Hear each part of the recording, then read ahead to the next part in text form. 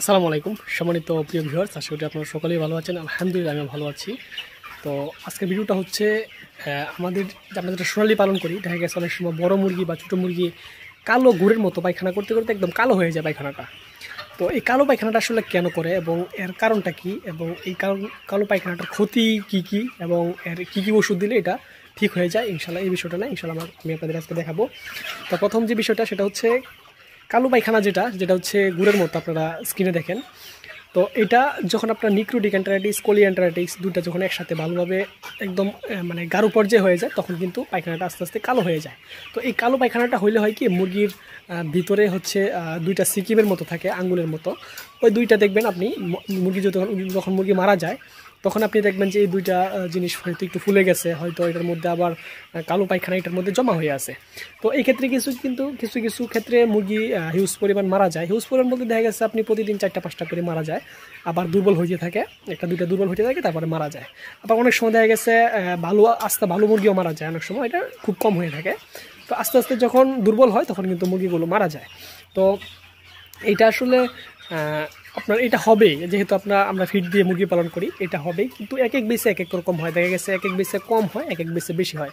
যেমন আমার এই বেসটাতে বেশি চাপতেছে, এবার এই অ্যান্টারাইটিক্সটা খুব বেশি চাপতেছে, এবং গত বেসে কিন্তু আমার এত বেশি চাপে নাই, যার কারণে এই বেসে আমার কিন্তু প্রায় শুধু অ্যান্টারাইটিক্সের ওষুধ খাওয়াইছে আমি প্রায় 20-25 হাজার টাকার মতো অ্যান্টারাইটিক্সের ওষুধ খাওয়াই ফেলছি। তারপরেও এখনও কিন্তু ফুল কমে না, এখনও কিন্তু কিছু গুড়ের মতো পায়খানা আছে। তো এই পায়খানাটা হচ্ছে কি, লাস্টের দিয়ে যখন আপনি মুরগি বিক্রি করবেন, দেখা গেছে 40 দিনের পরে যখন এই সমস্যাটা হয় বেশি, তখন কিন্তু আপনার মুরগির ওজনটা একটু সমস্যা করে, মুরগির খাবারটা কম খাচ্ছে। হ্যাঁ, মুরগির দেখা গেছে আপনার পায়খানাটা ভালো আসতেছে না, পায়খানাটা গুড়ের মতো আসতেছে বা পাতলা হইতেছে, এমন কিন্তু হয়ে থাকে।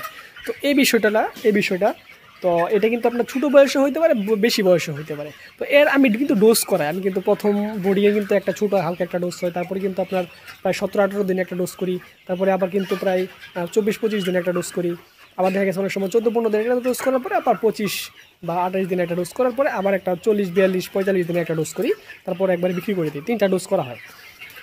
অনেক সময় আপনার বেশি সমস্যা হইলে আবার দেখা গেছে ডোজ বেশি করতে হয়, 4টা করতে হয়, আবার দেখা গেছে লাগাতার করতে হয়, এমন হয়।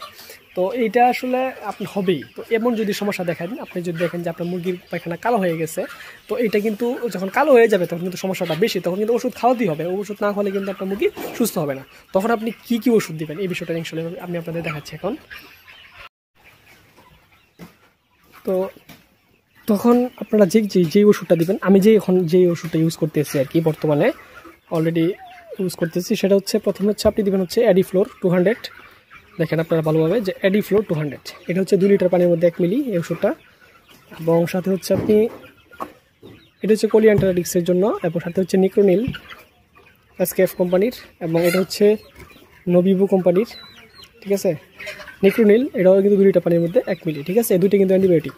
পাশাপাশি এটা হচ্ছে জিগবার বা ব্যাটার ডাইজেস্ট বা এলকোয়ারজিম, যেটাই খাওয়ান আপনি, মানে এর জন্য আপনার রুচির জন্য এনজাইম, মুরগি খাবার রুচি ঠিক থাকার জন্য। এবং সাথে হচ্ছে আপনি টক্সিন বা টক্সিসল, এটা হচ্ছে মুরগির এই যে গুড় পায়খানাটা, এটা হচ্ছে আপনার নালি থেকে একদম পরিষ্কার হয়ে যাবে।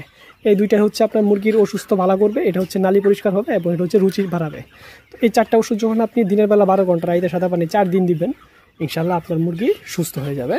এবং পাশাপাশি আপনার যে মুরগি কম খাবার বা মুরগি দুর্বল হয়ে জীবাণু বা এই জাতীয় যে সমস্যাগুলো থাকবে, এটা কিন্তু আপনার মোটামুটি কিন্তু আল্লাহর রহমতে সেরে যাবে। তো আজকে এটুকুই ছিল। যদি আপনার এই সমস্যা দেখা দেয়, আপনারা এই ডোজ আপনারা যে কোনো বয়সে করতে পারেন। আপনি দেখা গেছে আপনার মুরগির বয়স যদি 14-15 দিন থাকে, তখন থেকে শুরু করতে পারেন, একবার বিক্রি পর্যন্ত যে কোনো সময় হয় এই ডোজটা আপনি করতে পারেন, খুব ভালো একটা কাজ করবে। তো আজকে এটুকুই ছিল। আসসালামু আলাইকুম ওয়া রাহমাতুল্লাহি ওয়া বারাকাতুহু।